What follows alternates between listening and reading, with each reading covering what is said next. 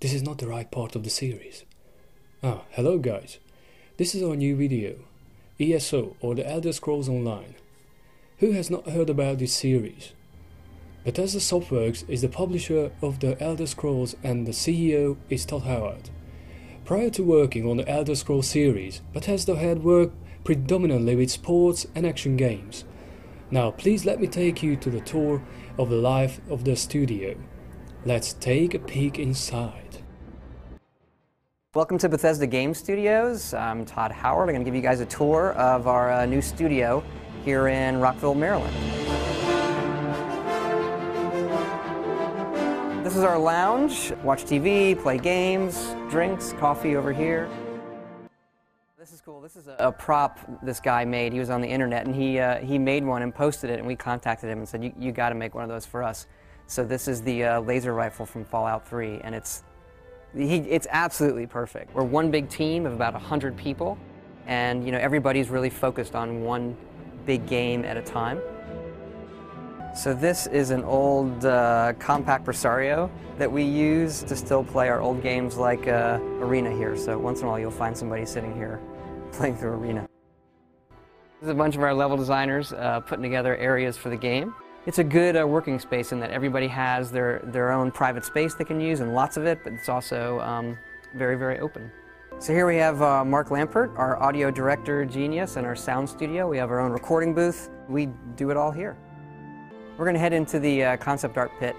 Nice big space where we can have lots of meetings and discuss what the game's going to look like and how it's going to feel.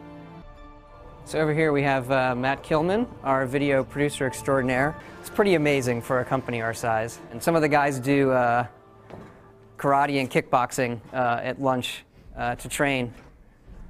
Actually, I refer to it as the interview process, so I always like to imagine one of these guys is applying for a job and fighting. So that's our tour of Bethesda Game Studios. Hope you all liked the quick look at how we spend our day.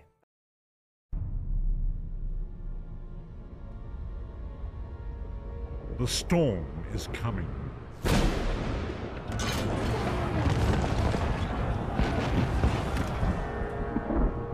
The scent of war swirls in the air. As the Imperial throne lies empty, the fate of all Tamriel rests on the strength of a common prisoner's soul. Evil awakens. A long-banished foe stirs. Those who would destroy Tamriel seek out dangers to their dark plot.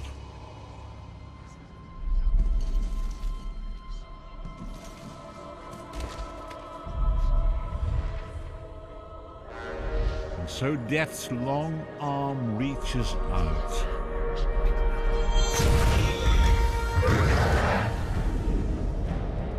It is the 582nd year of the Second Era. The drums of war are sounding. This is where our journey begins.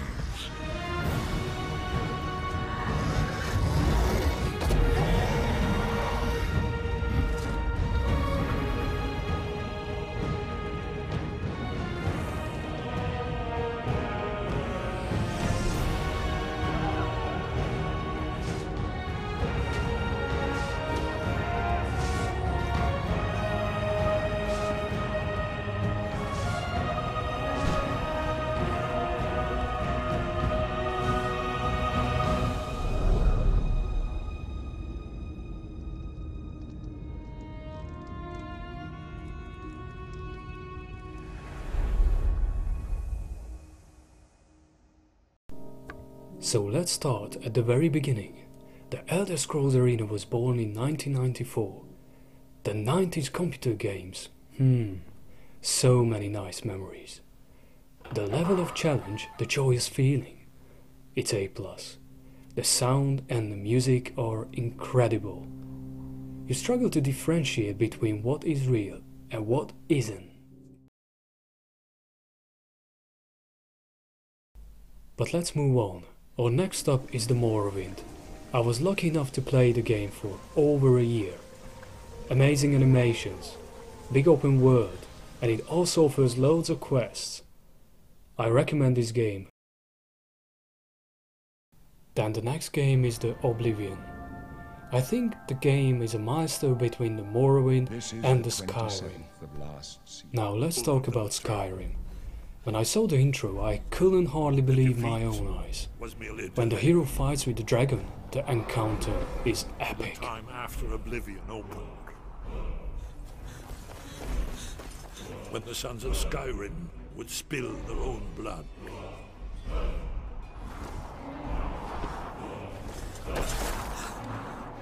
But no one wanted to believe they even existed. And when the truth finally dawns, it dawns in fire.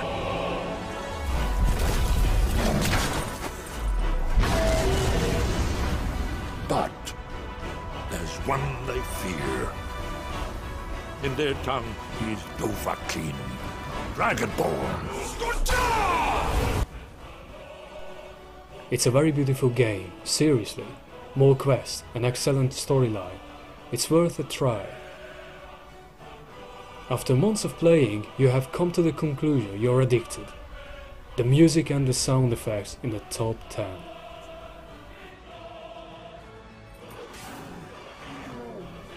But what was missing in 2014? On 3rd of May 2012, The Elder Scrolls Online was revealed. Initially, The Elder Scrolls Online received mostly mixed positive reviews upon release. A lot of players were thinking, does it look like Skyrim? There was a certain expectation associated with naming it as an Elder Scrolls game. I was lucky enough to get beta invitation. I cannot tell you how excited I was to test the game. It takes place roughly 1000 years prior to the events of Skyrim. There are 3 alliances in Elder Scrolls Online. The first is the Aldmeri Dominion. Includes the Altmers, elf-type characters. They are very good mages. The Bosmers, who are very good at archery. The last race in this alliance is the Khajiit. They are very good assassins. The next alliance is the Daggerford Covenant. First the Bretons. They got some elvish features and they are good mages. Second is the well-known Orcs. They are really strong. Next the Red Guards. Good with sword and shield. The last alliance is the Ebonheart Pact. The Argonians, the reptilian people, they develop immunity to many diseases. Next the Dumbers from Morrowind. They can be very good sorcerers and swordsmen. At last the Nords, the barbarians with frost resistance. The choice is ours. Each alliance will have their own map. The combination of skill trees and racial abilities can make your character very unique. For example, the Altmer is one of the best mages. Or we can choose the strong Nord with heavy two-handed weapon.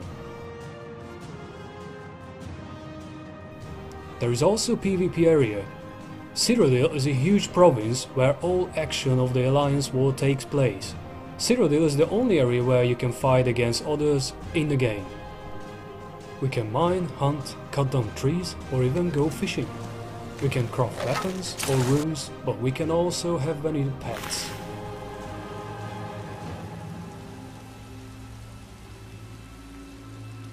Now back to the main story. More than 100-hour main story. It's not a secret that Molag Bal, the boss, will be a great challenge to defeat. After long hours on gameplay, we can finally reach level 50 and the veteran level. The players will be able to complete more quests, experience new storylines, obtain achievements, discover new locations and even more.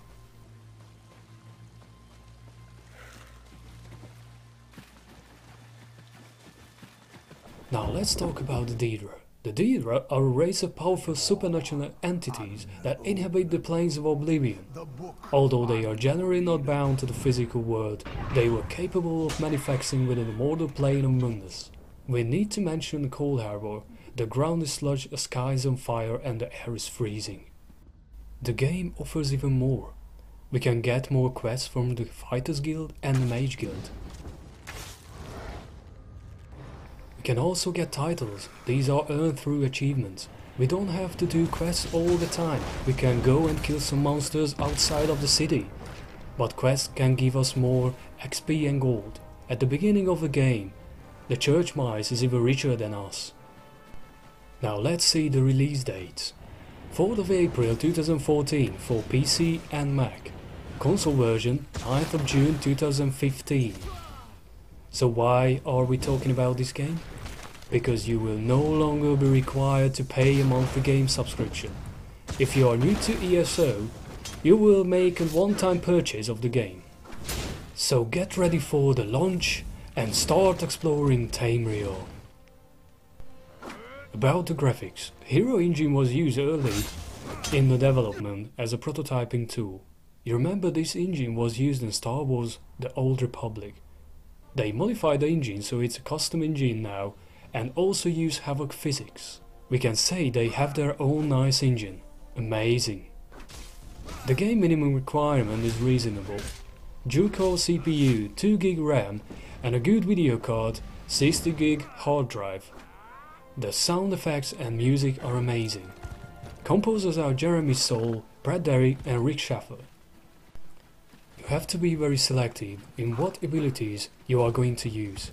The game limits players to 5 abilities and an ultimate per weapon, 10 abilities and 2 ultimates total.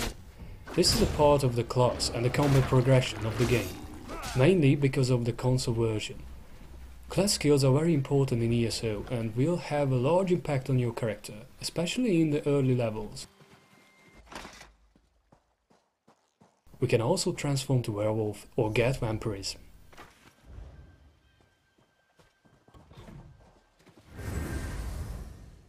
Here comes the summary.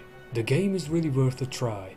Explore dangerous caves and dungeons, do some quests across Tamriel, and engage in massive player versus player battles. The NPCs want to help you, no more boring quests. The Elder Scrolls Online has more than 1 million subscribers. Isn't it amazing? They have mega servers, European and US. In PvP we can try siege weapons. The general goal is the faction to take under control and defend as many objectives as possible. Each object your faction controls boosts overall score of your faction and gives bonuses to all faction members. Well, thank you for watching this video, and if you like, hit subscribe. Bye for now.